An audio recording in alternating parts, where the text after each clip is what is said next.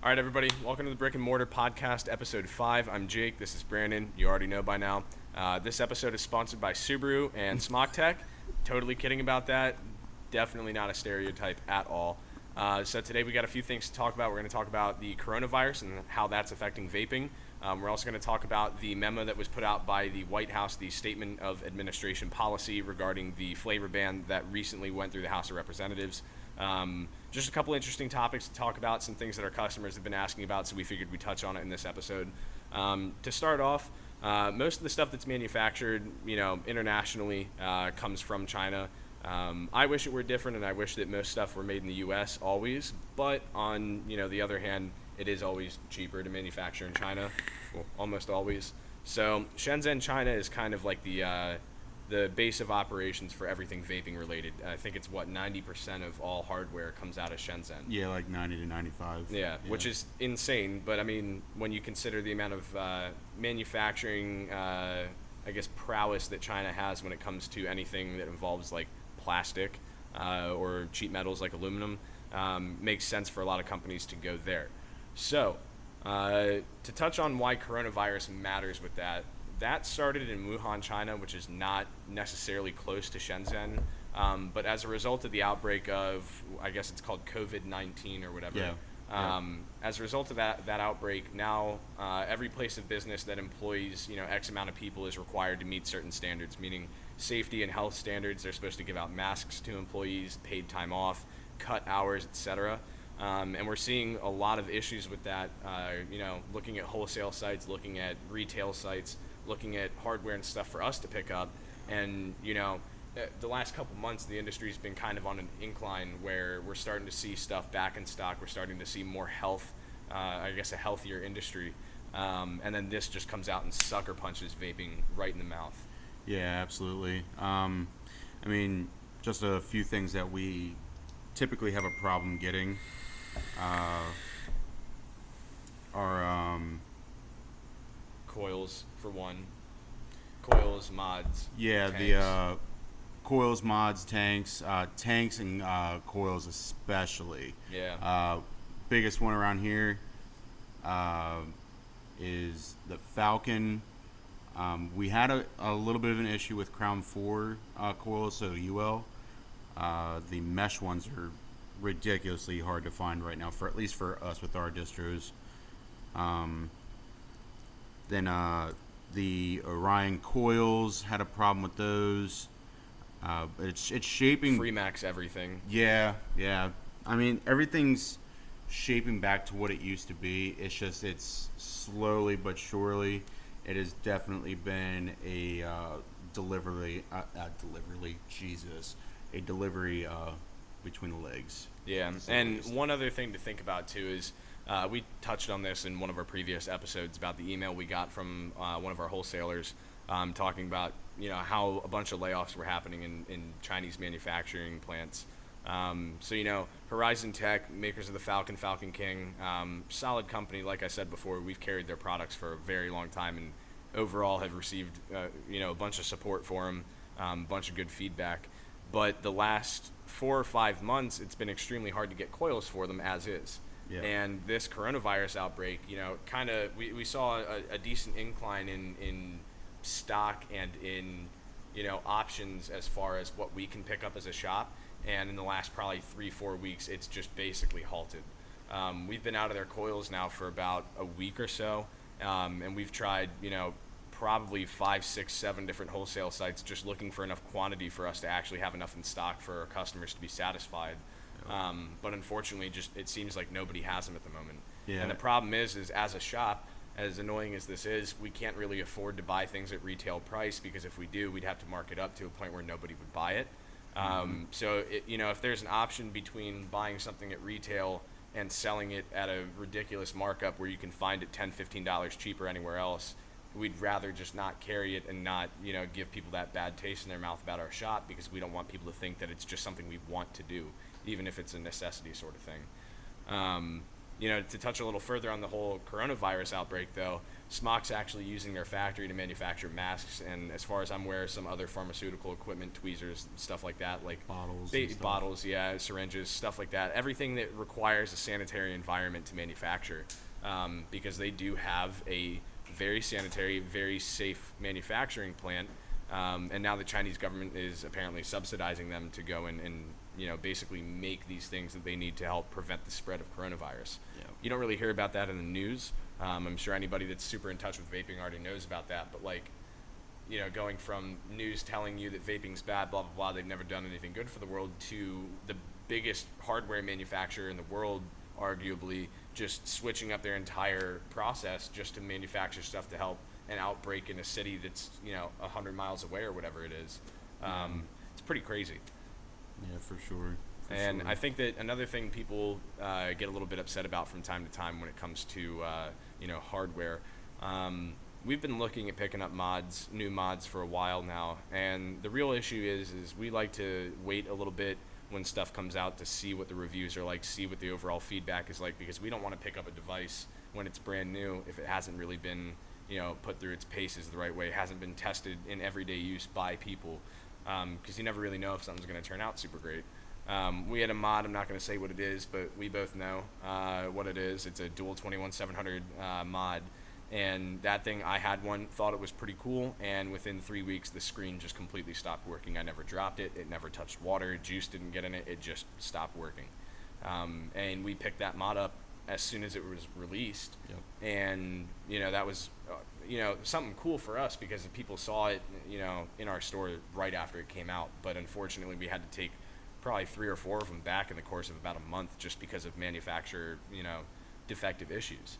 And I'm wondering if now, because of this coronavirus outbreak, when manufacturers do eventually go back to making the hardware that they used to, if they're going to be at the same quality that they were before or better, which is what I hope happens, or if they're going to be worse, which to me seems like the more likely choice, the more likely scenario there, given nobody's really able to work on that industry at the moment. Yeah, only time's gonna tell. See what happens. It's I don't know. It's a weird time for vaping. Yeah, for real, to say the very least. But for any of the customers that are watching, we do apologize, but this is a pretty serious issue that we're dealing with. Yeah. And trust me, we would love to sell you guys things. It's just we get what we can. Yeah. I do all the orders for both stores, and it's a nightmare. pretty vigorous process. It really is a nightmare. Like, even I've taken a look at the distributor sites that we use, asking him what we're planning on ordering, and he said X is out of stock, Y is out of stock, this doesn't have enough quantity for us to pick it up and make it worth having in the store, because it's like, you don't want to just buy 3 packs of Orion coils when you have demand for 30. Yeah. Because then you sell the 3 and then everyone's pissed off that you don't have them for even longer. Mm-hmm. But the real issue is, even I've looked at the sites and scrolled down through it, and you see all these thumbnail pictures of all these items, and it says, oh yeah, look at this brand new mod, look at this tank, here's what it is, here's the price, color options, whatever, and then there's a giant red sticker in the corner that says out of stock, and that's on something like 80% of all the items that we can pick up on most of our wholesale sites. And that's nothing against our distros. Obviously we have a great relationship with Medusa. We have a great relationship with My Vape Order and Demand Vape. You guys are awesome. I know that you guys are doing a lot of work in the industry to help promote, vaping and work towards advocacy and a better place for vaping. But, it's not their fault. It's not our fault. It's just a matter of there's no way to get it in the country right now. Yeah. And obviously if it was all manufactured here, that would be great because we wouldn't have these issues, but everything would probably be more expensive. Yeah. That's why American-made mech mods are usually $150 to $200 more expensive for the same hardware as Chinese ones or Italian ones, or God forbid you buy a Russian mech mod. Saw a couple of those on an exchange page earlier today and damn near ripped someone a new one for saying it was a quality mod. One look at it and you just kind of know. Yeah. But yeah, we're hoping everything goes back to normal soon. Obviously, a lot of paranoia about coronavirus. Yeah, they're kind of projecting late April, mid-April to late April. everything will be back, doing its thing. So, just kind of hang tight. We are trying our best. Our manufacturers are trying their best. It's just something that has to be handled for sure. We do care. I Yeah. mean, this is like we said before, this is our daily job. This is our full-time job. We're both here, full-time hours, pretty much every single day. We see our regulars on a very regular basis, more than almost any other shop that we can think of. And, luckily the people that know us well, trust us and believe in us enough to understand that when we tell them something is going a certain way, they don't necessarily just take it as gospel, if you will, but they listen to what we say and they go and they form their own opinions about it. And 9 times out of 10, they understand, what we're going through and why they're not able to get what they want at all times.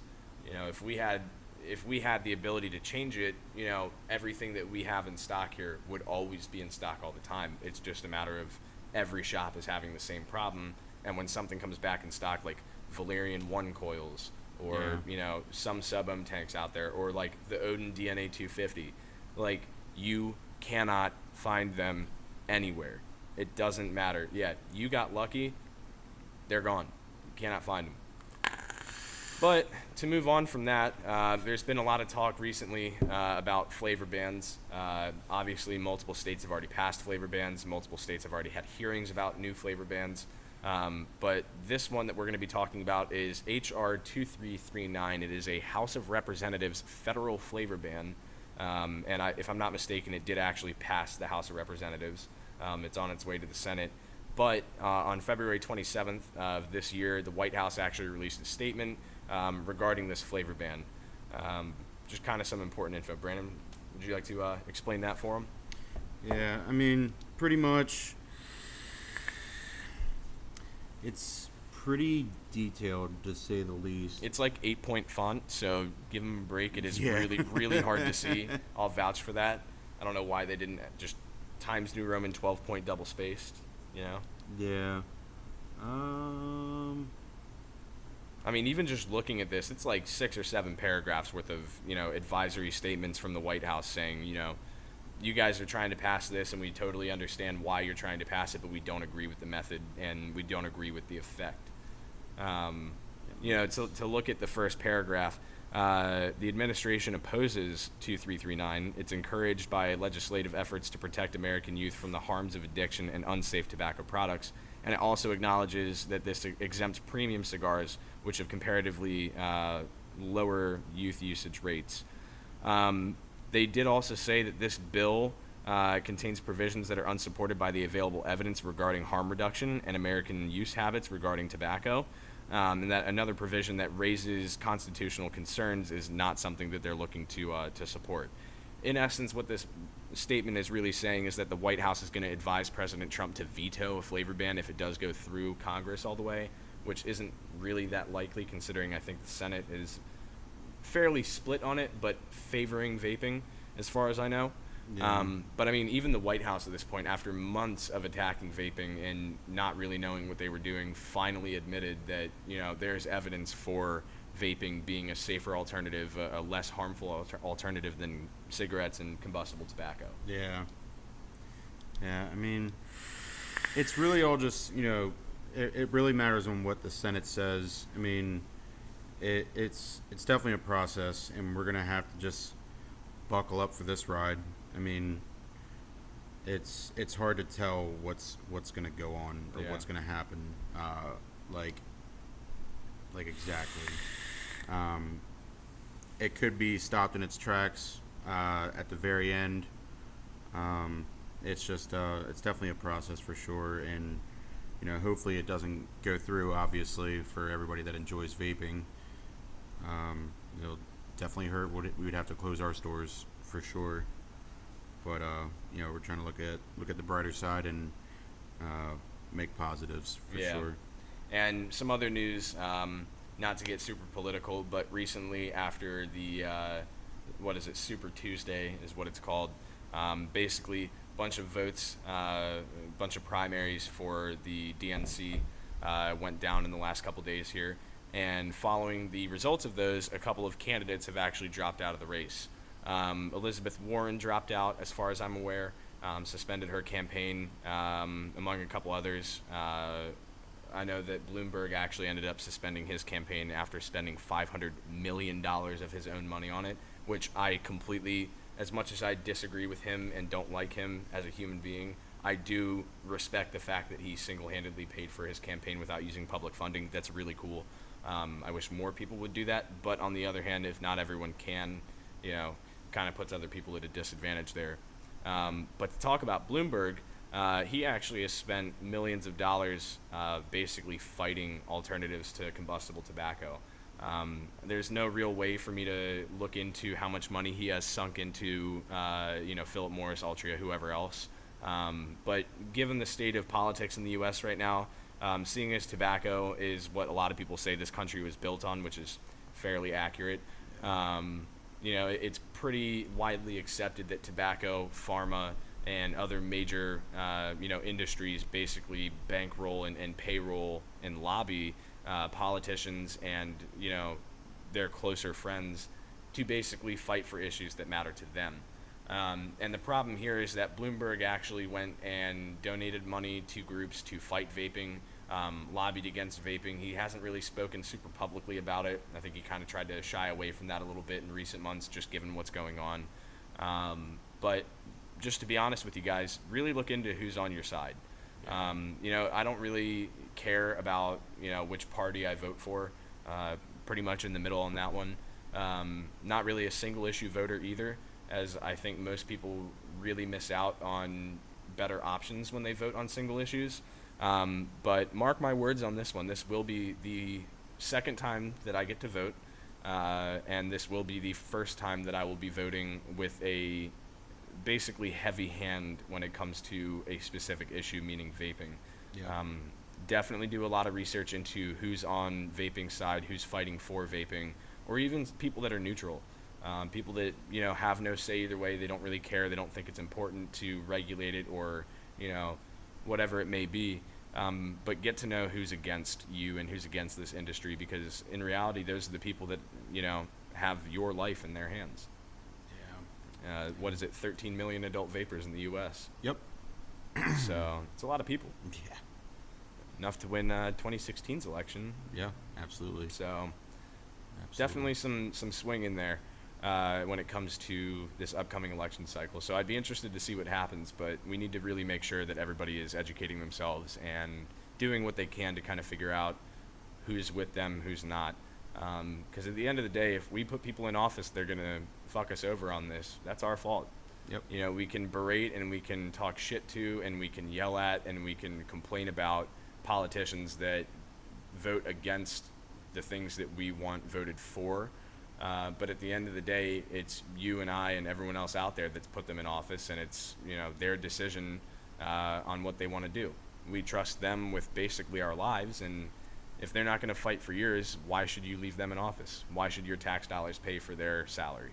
Yeah. So a lot of really interesting stuff to talk about when it comes to that. I'm going to be looking into more of the politics on that, just so I can kind of learn where states and where districts really fall on those issues. I know that I think it was Kentucky had a flavor ban on the table. At least that's what CASA was showing on their website recently, if I'm not mistaken. Colorado had one. Colorado, actually, I can There's just actually pull it up right here. Yeah, so I know, like I said, Colorado had one. That was actually today. Virginia's having a 6 cent a mil tax on e-liquid. Yep. So they're Proposed. proposed. Minnesota, that's that hearing is March 4th. I do apologize that we don't have all these numbers memorized, but it is quite a bit to try and remember. So unfortunately, we do have other things that we need to focus on a regular basis, and it's a little bit difficult to remember which states are doing what and when. Yeah. But looking at the CASA site, CASAA, they're basically one of the main groups out there when it comes to advocacy, fighting for vaping, working with vape companies, and trying to make sure that this industry stays alive. If you go to their website, it's just casa.org. Scroll down, you'll see all the information about what's going on with flavor bans and stuff like that. On February 13th, they posted, "Heads up Kentucky, flavor bans defeated in Virginia, even after a second vote." That's pretty important because that means that even after a second time going through, nobody really changed their mind on where they stood with that. And I think that that says a lot about what you and I and what everyone else watching this podcast can really do when it comes to talking to their representatives and fighting for vaping. Looking even further at this, on February 11th, they posted a call to action for Rhode Island, Kansas, South Dakota, Wyoming, and specifically Davis, California. They basically were just posting saying, "Hey guys, like, be aware, this is happening. You need to be on it. You need to be fighting for it." Even in Maryland, when Maryland's hearing was going down on February 6th and then the 13th, I believe it was, CASA was all over that. Maryland Vapor Alliance all over that. By the way, thank you guys for the cards that we had you sign. Every shop had pretty much a stack of those going in. I think, what was the final number? 6,000 of them? It was between 6,000 and 7,000 cards that were signed. Yeah, 6,000 and 7,000 handwritten cards, personal stories, memos, information, hand delivered to the Maryland government, where they had to actually supposedly read all of them. I think that kind of maybe made some of the people in office shit their pants a little bit, and I hope it did, because when you see 6,000, 7,000 note cards basically slapped on your desk saying, "Hey buddy, hands off my shit," Yep. kind of fighting words there a little bit. And I know that some of our customers got a little bit testy on their card and got a little emotional about it, and that's 100% okay. I know I did. Yep. I got into it. I used the front and back of that card. Yep. But it just goes to show, even in the short few days that we had with those cards before the hearing went down, just that amount of impact that we were able to have is significant. I know we had pretty much every single person that walked through this door sign one. And that's really what we're fighting for here. We need to make sure that everyone's on the same page with this. The worst thing that we can do is kind of fight against each other and not with each other. As they say, solidarity is our strongest weapon right now. So I really think that there's a lot to be done still. But as of right now, I think vaping's in a much better place than it was 5 months ago. And I think that in another 5 or 6 months, it'll be in an even better place, or at least so I hope. Yeah. So we'll see. Yeah, we can only hope state to state that it gets better. For the ones that have been implemented with a increase in wholesale tax or a flavor ban of some sort, it's tragic, and we feel for you guys. We're trying to fight ourselves. Definitely in our prayers for sure, because it's not fair. If you're in a state that does have a wholesale tax increase, we do ship. Yeah. Just saying. Yep. B&M Vape, 7974 Crane Highway South. Yep. Don't forget about our Rosedale location. That's 8428 Philadelphia Road in Rosedale, Maryland. Yep. 2 locations, running very, very strong right now. I'm very excited to see the future of that second location. Yep. I'm very excited about that. Moving on from some of the policy stuff, though, I know it can be a little bit boring. We're going to talk about some of our setups now and what we're vaping on. For once, I actually changed up my setup. Pretty big deal, because as you guys might have figured out by now, I basically run the same thing at all times, strawberry Nola bar in a hive. So really, I didn't really change it up that much, to be honest with you. It's still a fucking hive. Yeah. Dude, CCI, I know you guys probably don't watch this because you are very, very busy. Gary, Jonathan, all you guys. How? What the fuck? I paid $70 for this when it was brand new. I traded it away for $140 worth of other shit, and then I got it back a year later for free. Yeah. Back in the right hands. Shout out Nolan. You're the best. No, you're not. No, you're not. But yeah, so running the Hive 1 in black, 28 millimeter, Louis Vuitton Aegis Legend. And right now I'm actually vaping. I know I kind of put my initials on the label because there are a couple people here that vape this, but this is pineapple grapefruit menthol, or freeze from Juicehead, 3-nic. This stuff, if you guys haven't tried it, we do carry this. A lot of other shops in the area carry it as well. Some juices with nicotine, especially 3, 6, and as you go higher, it gets worse, turn like yellow or brown because the nicotine oxidizes. And if they add sweetener, it turns even darker brown. Like, we have bottles of, no offense to Vapor Made, but we have bottles of Vapor Made that are dark because they have sweetener. If you're into that, you're into that. I don't really like having to change cotton super often, so I don't vape it. But take a look. I don't know if you can see. what that looks like. But this is a 3-nic, and this is as clear as water. Our 6-nic is basically the same way. This stuff is insanely good for your coils. I put this together a few days ago, probably 4 or 5 days ago. I opened it up yesterday just to look at the cotton. It is still as white as the first wick. So I think I'm probably going to vape on this for about a month before I redo my cotton, because I don't see any reason to re-wick it until then. This thing hits like an absolute bus. Back to me. Again, I'm still using the X-Ray box mod. Shout out Andy Bader. Topped off with the 28 millimeter Fatality RTA, running some strawberry NOLA in that. I love that fucking that juice. hasn't changed at all.